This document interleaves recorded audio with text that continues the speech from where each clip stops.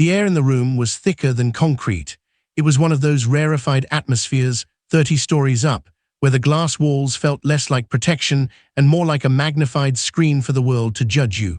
A $500 million contract was on the line, and in rooms like this, high above the everyday noise, they don't just evaluate blueprints, they evaluate people.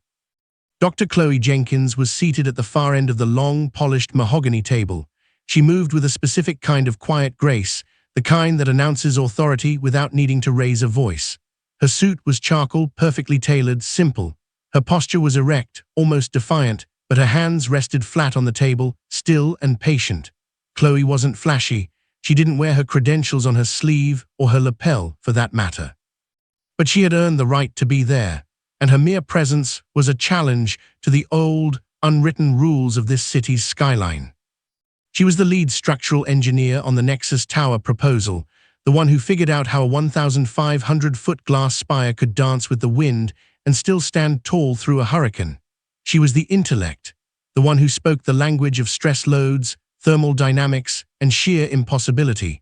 But in that room, the geometry of power was simple, and it rarely included a black woman in her mid-30s.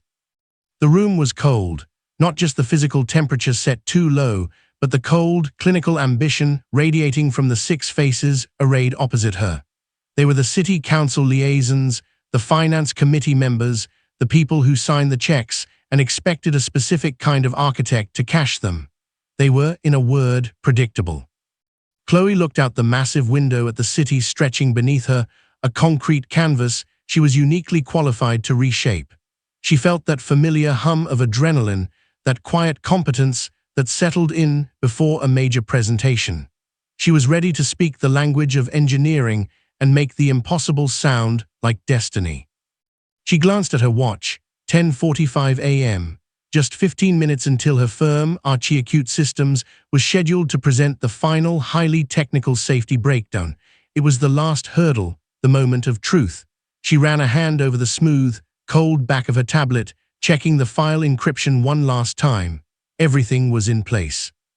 The opposing team, Hamilton and Associates, was finishing up their initial overview. Their senior partner, a man named Greg Hamilton, held the floor.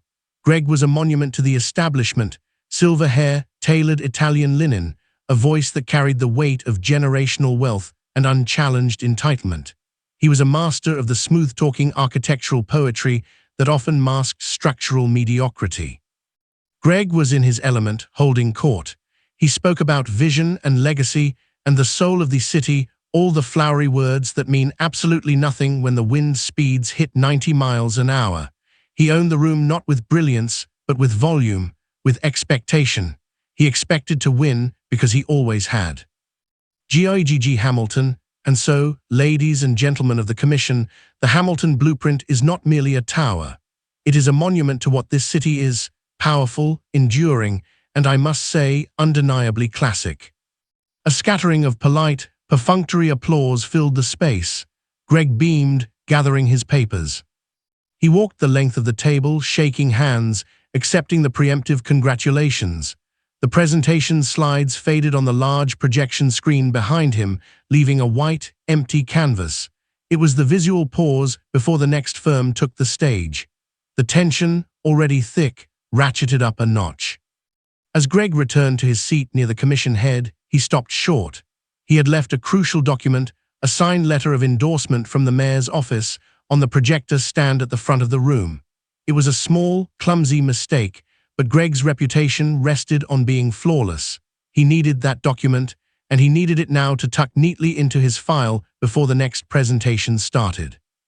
He surveyed the room, his eyes moving quickly past the commission members, past his own junior staff nervously shuffling papers, and landed squarely on Dr. Chloe Jenkins. To him, she was an anomaly, a well-dressed blur in a position he hadn't yet filed in his mind. She was black, she was younger, she was not one of the 6 decision-makers, and she was positioned near the presentation area. Therefore, in his quick, entitled calculation, she must be staff, she must be service. The very person who existed only to facilitate his needs. It wasn't malice, not yet. It was something far more insulting, utter erasure. To Greg Hamilton, Dr. Chloe Jenkins, the woman who had spent 5 years earning the academic distinction on her business card, was functionally invisible. G.I.G.G. Hamilton, excuse me, you near the screen, get that file for me, would you? The manila folder. Make it quick, we're on a schedule here. Chloe didn't flinch. She kept her hands flat on the table, the very picture of contained stillness. The command, tossed across the marble like loose change, landed on her ears, and in that moment, the temperature in the room plummeted further. The commission members, sensing the mistake, went instantly silent. The scene was set. That silence, you could feel it in your bones. It was the deepest sound in the world, the moment after the cannon fires and before the impact registers. Greg Hamilton had tossed a hand grenade of pure ego and entitlement into the room, and now he was waiting for the expected explosion. The tears, the indignant outburst, the professional retreat. He was waiting for Chloe Jenkins to prove his assumption correct by performing the role of the angry black woman or the overly sensitive kid. She didn't move, she didn't speak, she didn't flinch, she simply remained seated. Her stillness became a physical force that pressed back against the aggressive noise he had just created. Every eye in the room was fixed on her, and in that gaze, you could read the entire spectrum of human failure. There was Ms. Davies, the commission head, her face a mask of professional panic, knowing she had to restore order but paralyzed by the sheer, ugly clarity of the exchange. There were the other committee members, avoiding eye contact, suddenly fascinated by the patterns in the mahogany table, the cowardly retreat of those who saw injustice but feared the cost of solidarity. And there was Greg Hamilton's team, the junior partners and assistants, whispering urgently among themselves, some of them looking genuinely appalled, others, like his partner, Mr. Vance, wearing a look of cold, professional disapproval. They knew the rules of the game: never let them see you sweat, and never, ever let them see you lose control over someone you deem beneath you. But the antagonist's control was visibly fracturing. Chloe's non-response was a challenge that his ego could not process. Her silence was not submission, it was a wall of polished steel. Greg spoke, his voice now forced calm, but the anger was tight around the edges. G.I.G.G. Hamilton, Dr. Jenkins, I'm giving you a professional courtesy. This is becoming disruptive. If you are not part of the current bid support staff, you must exit the room and wait in the anteroom. Now, we have work to do. Slowly, deliberately, Chloe reached into her jacket pocket and produced a simple, heavy business card. She placed it flat on the table, centering it precisely between Greg and herself. CHLOEJNKINS, Mr. Hamilton, I've heard your request. It is not professional, it is disruptive, and it is based on a fundamental error of judgment regarding my presence here. I will not be leaving. The schedule states that Archie Acute Systems is next. I am the lead engineer. We are here to talk about a $500 million structure. I can wait here in silence for my presentation slot, or you can continue this performance. The choice of continuing the disruption is yours. She spoke so softly that the microphone at her seat, which had been off, seemed to capture every syllable with predatory clarity. She had not threatened him. She had not insulted him. She had simply outlined the cold, professional facts of the situation, and then, with devastating effect, handed the power of choosing disruption directly back to him. Phones were now recording, subtly, discreetly. The glow of screens could be seen under the table as the commission's assistants, unable to resist, were capturing the tension. The whispers that followed were not about Chloe, but about Greg. Did he just say that? Oh, he's absolutely blown it. The mayor will have his head. The emotional atmosphere was toxic. It felt like the air pressure had dropped 500 feet in an elevator shaft. Every micro-emotion was magnified. Greg's jaw was clenched so tight the muscle twitched. Chloe's hands were still flat on the table, but her wedding ring caught the light, a small, solid symbol of the life and grounding that existed outside of this sterile, entitled room. Respect ain't given, it's earned. That's what her grandfather always said, a man who worked 2 shifts to put his children through school. But today, Chloe thought respect wasn't about earning. It was about demanding the acknowledgement of what was already true. She was Dr. Jenkins. She had signed off on the calculations. She carried the weight of the design. Her presence here was immutable. They thought he was nobody, till truth walked in wearing his face. If she had yelled, if she had stood up and defended herself with heat, Greg Hamilton would have won. He would have had his scene, and the narrative of the emotional black woman would have been stamped onto her file forever. But her silence was the refusal to be drawn into his low-frequency narrative. It was the quiet strength that allowed the spotlight to stay precisely where it belonged, on his inexcusable behavior.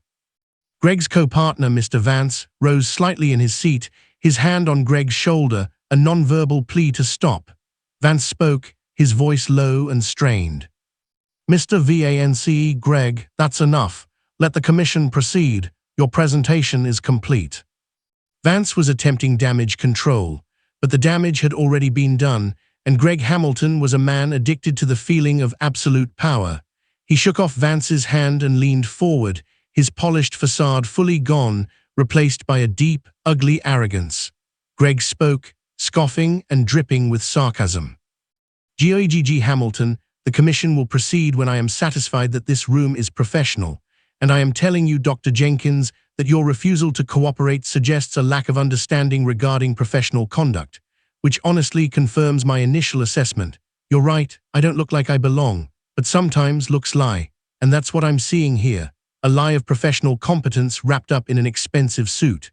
Now last time, out." The statement was a psychological knife, meant to cut deep into the imposter syndrome that every person of color in that room had, at some point, had to battle. He was telling her, it's not the work that's the problem, it's you, your existence here is the lie. The humiliation was complete.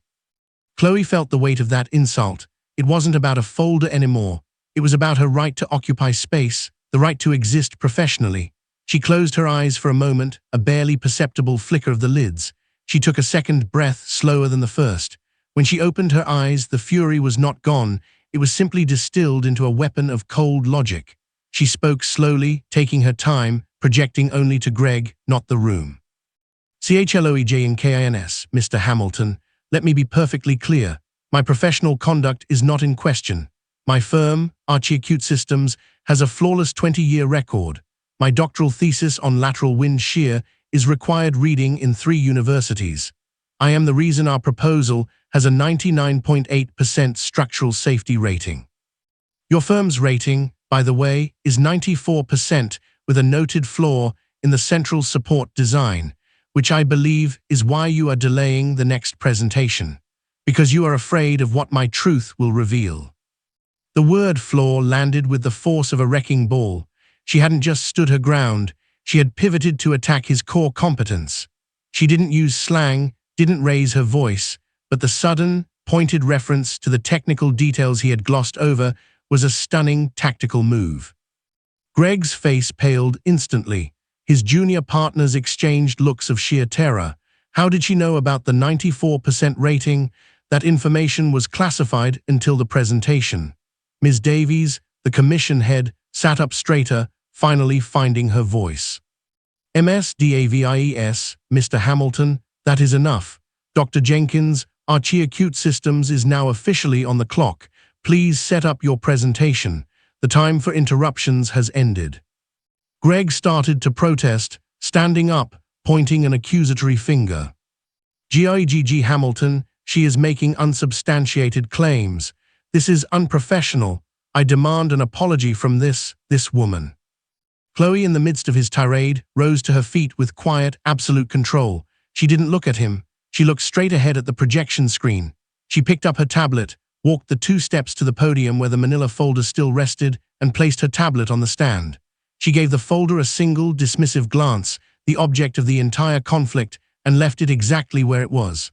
Chloe spoke, her voice calm, projecting, every word weighted. "CHLOEJNKINS, there will be no apology, Mr. Hamilton, not from me. There will only be the truth of the structural data." She tapped her tablet.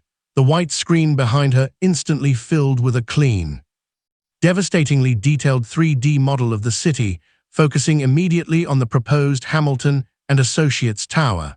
A small, subtle red line appeared, tracing the 94% flaw she had mentioned.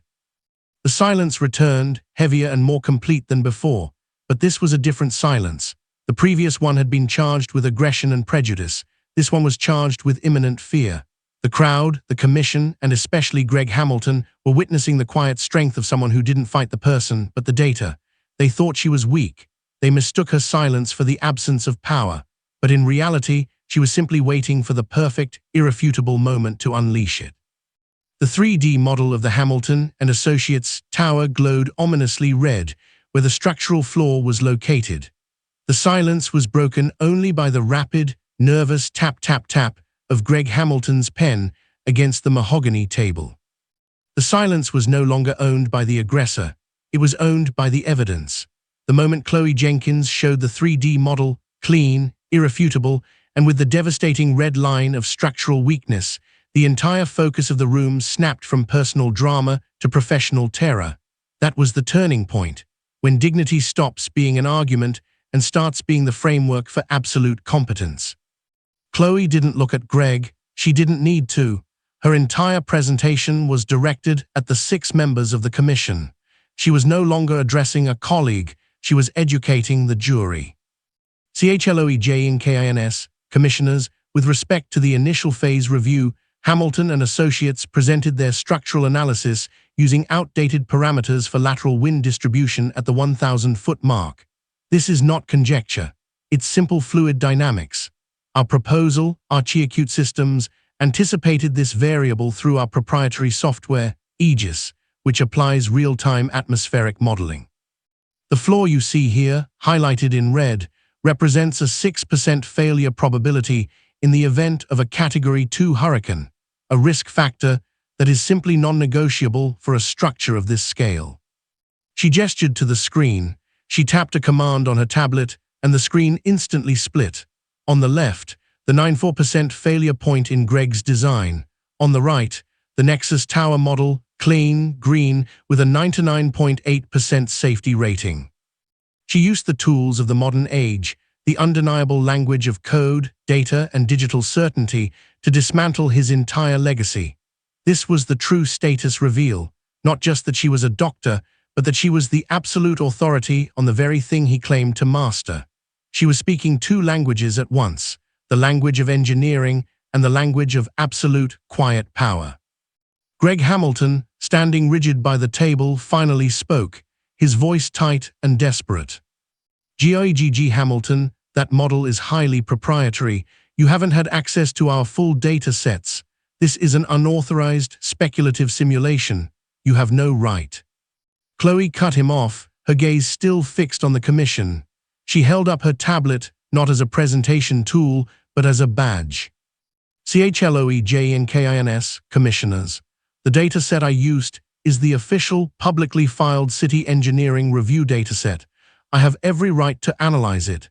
In fact, as the Chief Consulting Engineer for the City Planning Commission's Risk Assessment Subcommittee, it is my duty. The full force of the twist hit the room. The commission head, Ms. Davies, who had been avoiding eye contact with Chloe earlier, snapped her head up, a look of profound realization mixed with terror. The commission members exchanged panicked glances. The gasp that went around the room was almost silent, but it was felt physically. That was the real revelation. Dr. Chloe Jenkins wasn't just a competitor, she was the independent auditor, the silent referee. She wasn't fighting for a contract, she was judging both of them. For months, the commission had contracted an external, anonymous consulting firm, ShadeTruth Systems, to double-check the structural integrity of all major bids. No one on the bidding teams knew who the independent reviewer was. They only knew the name of the firm. Greg Hamilton, so caught up in the traditional hierarchy, assumed the name ShadeTruth Systems meant a team of faceless, easily dismissible data crunchers. He had no idea the firm's lead was seated right in front of him. And he had ordered the ultimate authority on his failure, the very person whose recommendation would be the final, deciding factor to fetch him a file. This is what my father meant. The work is the thing they can't deny. They can deny your face, your background, your gender, but they can't deny the math. And the truth is, the truth doesn't need a loud voice. It only needs the facts. Greg Hamilton completely deflated. He dropped back into his chair, his silver hair seeming to lose its sheen. The reality of his colossal, self-inflicted error washed over him. The shock didn't unfold quickly. It was a slow, agonizing realization. Greg's co-partner, Mr. Vance, finally put two and two together, sinking lower in his seat, rubbing his temples in utter defeat. The commission members, the people who had politely chuckled at Greg's initial insult, now looked at Chloe with an alarming mix of respect and fear. Ms. Davies, the commission head, spoke, her voice thin. "Ms. Davies, Dr. Jenkins, is this why you were here early? You were conducting your official review." Chloe calmly nodded once. She had transitioned fully into the role of the impartial authority. "CHLOEJNKINS, that is correct, Commissioner. I was observing the presentation flow, the handling of data, and the overall professionalism of the teams. The Commission's primary directive for the Risk Assessment Subcommittee is to identify both structural risk and organizational instability. I believe my observations this morning are conclusive on both counts." She said organizational instability with the perfect clinical precision of a scalpel. She hadn't just rejected his bid, she had indicted his entire corporate culture. She had weaponized his arrogance, and the crowd energy shifted completely. Those who had smirked at his joke now looked uneasy, shuffling papers, suddenly desperate to be seen as the neutral party. Greg Hamilton pushed himself up, leaning over the table, his earlier anger replaced by a desperate, panicked appeal. His voice was a pathetic whisper compared to his previous booming confidence. "Gregg Hamilton, Dr. Jenkins, please, this is a misunderstanding. I apologize. I was under the impression you were with the catering company. It was an honest mistake. Please, let's talk about the data. We can adjust the shear loads. We can mitigate the risk. Please don't let a personal offhand comment cloud the merits of a $500 million investment." The awkward apology, the desperate scramble to separate the personal slight from the professional outcome, was transparent and weak. He didn't apologize for his prejudice. He apologized for the inconvenience his prejudice had caused him. Chloe finally looked directly at Greg, her gaze level, unsparing, and entirely professional. "CHLOEJNKINS, Mr. Hamilton, I understand that the personal is sometimes difficult to separate from the professional, particularly when personal assumptions create public friction. However, my review is based on mathematics. The structural flaw in your central column is a Category 2 risk. That is the final analysis. Nothing you can say about my attire, my presence, or my perceived role can change the math. That is the truth."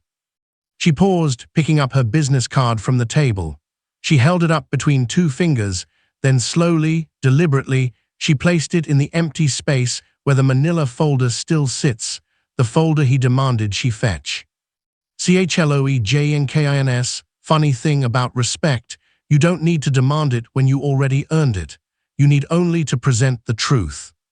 She had not gloated. She had not raised her voice in triumph. She had simply delivered the unavoidable, devastating truth, sealing the fate of his bid with quiet, humble dignity. The moment was not one of vengeance, but one of professional clarity. The commission members were looking at the screen, at the red lines of failure, and then at Chloe, the quiet, dignified messenger who had been humiliated moments before. Greg Hamilton watched his entire professional future crumble in the space of 3 short minutes. He had brought the wrong data, and far worse, he had fundamentally misjudged the single most important person in the room. He had not only lost the bid, he had lost his dignity in front of the very people he sought to impress. The glow of the presentation screens faded, replaced by the natural, hard light of the late morning sun streaming through the glass walls. The commission was now in a rapid-fire closed session. Chloe was in the anteroom, calmly packing her briefcase. Justice in the modern age moves at the speed of light. The corporate reckoning for Greg Hamilton was not going to be a quiet, dignified retreat. It was going to be an exposure, immediate and comprehensive. The phones that had been recording under the table were already uploading clips of the exchange, the laugh, the demand, the order to get out. The truth travels faster than lies because, deep down, people crave the satisfaction of a clear, undeniable moral victory. The clips began to circulate within the building first, whispered in the elevator, forwarded across trading floors, and commented upon with breathless, digital schadenfreude. For Chloe, the external chaos was met with inner calm. She wasn't checking the feed. She didn't need to see the social verdict. Her justice was already complete. The math was right, and the man who sought to diminish her had been professionally defeated by her actual work. A young, clearly mortified assistant from Hamilton and Associates approached Chloe in the anteroom. She was clutching a takeout coffee cup. The assistant spoke, her voice stuttering and nervous. Hamilton assistant Dr. Jenkins, "Excuse me, my name is Lee. I'm so sorry about all of that. I have so much respect for your work. I just wanted to say that." Chloe looked up, offering a small, genuine smile. Her tone was kind, not judgmental. "CHLOEJNKINS, thank you, Lee. I appreciate that. You don't have to apologize for his actions." Hamilton assistant, "I know, but you were so calm, I would have been furious. I saw you just sitting there, absorbing it all. How did you not say something more?" The assistant's question was the question of the entire room. "How do you maintain grace when all you want to do is raise hell?" Chloe responded, her voice slightly reflective. "CHLOEJNKINS, because sometimes, Lee, silence is the only thing that forces the loudest person in the room to hear themselves. If I had matched his volume, it would have been a fight. And if it's a fight, the person with the most institutional power usually wins. I didn't want a fight. I wanted a result. I wanted justice for the integrity of the work." That was the collective awakening. It wasn't just about the slight against Chloe, it was about the integrity of the billion-dollar project, the city's reputation, the safety of the people who would one day work in that tower. The internal corporate reckoning was already underway. Inside the boardroom, Ms. Davies had called an emergency press conference, scheduled for the afternoon.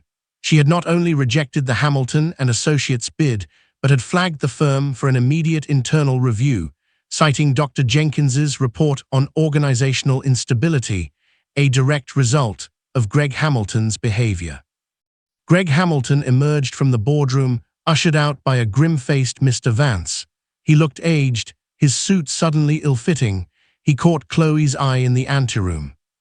The man who walked past Chloe was not the same man who had laughed at her 20 minutes earlier. The arrogance was gone, replaced by a profound, sickly shame. He didn't stop. He didn't speak. He couldn't. The whole room knew. They just didn't know how to look him in the eye anymore. He was walking away from his career, his reputation dismantled by the quiet strength of the woman he had mistaken for a subordinate. His shame was his punishment, justice delivered not by a lawsuit, but by the undeniable mirror of his own actions. The tension didn't release with a bang, it released slowly, like air bleeding from a punctured tire. It was a deep, satisfying exhalation, justice through truth, not vengeance. Chloe felt the calm settling in. She picked up her briefcase, the leather warm beneath her fingers.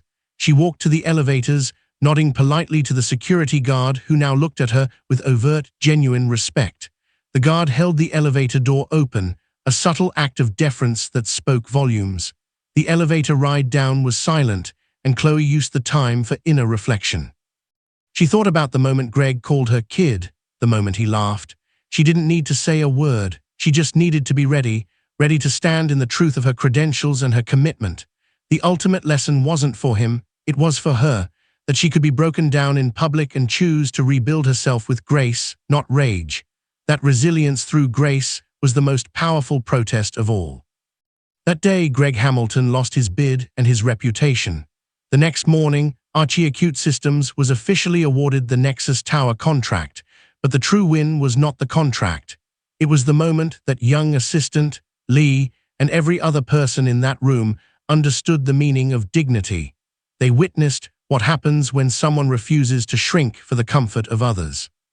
The battle had been won, not in a courtroom or a physical struggle, but in a quiet battle of wills and integrity. Now, in the stillness of her own home, the external noise of the day had finally faded. This was the peace that followed the storm, the quiet affirmation of a life lived with intentional strength. She wasn't celebratory. The victory felt heavy, earned not with ease, but with the painful tax of emotional control. It wasn't a moment for triumph, but for wisdom. She thought about the power of assumption, how easily people categorize you, shrink you down to fit their small, preconceived box. But she never accepted the box. She kept working, she kept studying, she kept designing. She let her credentials be her armor and her calm demeanor be her shield. She settled on the couch, looking out a large window at the city lights. One light far off was the still unfinished spire of the Nexus Tower. CHLOEJNKINS, some battles are won without raising your voice, only standing tall.